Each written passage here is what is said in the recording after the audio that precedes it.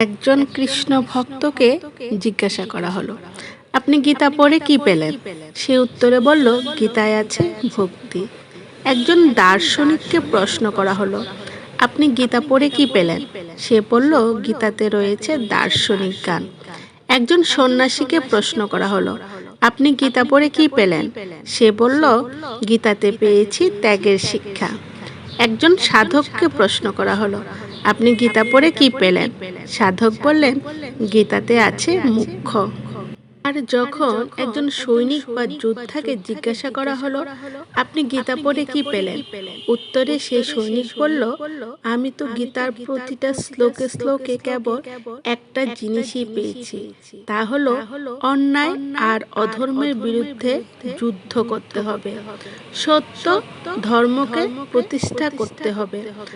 আর এতেই রয়েছে ভক্তি, দর্শন, ত্যাগ আর মোক্ষ। কারণ যদি সত্যকেই উদ্ধার বা উন্মুক্ত করতে না পারে, তাহলে ভক্তি ও ত্যাগের কথা বাতুলতা মাত্র। পরাধীনতার শৃঙ্খল হতে মুক্ত হতে না পারলে ত্যাগ আর মোক্ষ মিথ্যাচার। কিন্তু যদি সত্যের প্রতিষ্ঠা হয়, তাহলে ভক্তি, দর্শন, জ্ঞান, ত্যাগ, মোক্ষ সকলই পালন করা সম্ভব। তাই আমি গীতাতে কেবল অন্যায়ের বিরুদ্ধে যুদ্ধ করার শিক্ষাই পেয়েছি, আর এটাই আমার নিকট ধর্ম। গীতা এমন একটি শাস্ত্র যার মধ্যে যে যা চায় সেটাই পেতে পারে। যে যে পথে যেতে চায় সে সেই পথই খুঁজে পেতে পারে।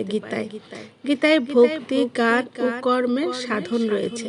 তাই কর্মই হলো সৈনিকের পথ। হরে কৃষ্ণ, জয় গীতা।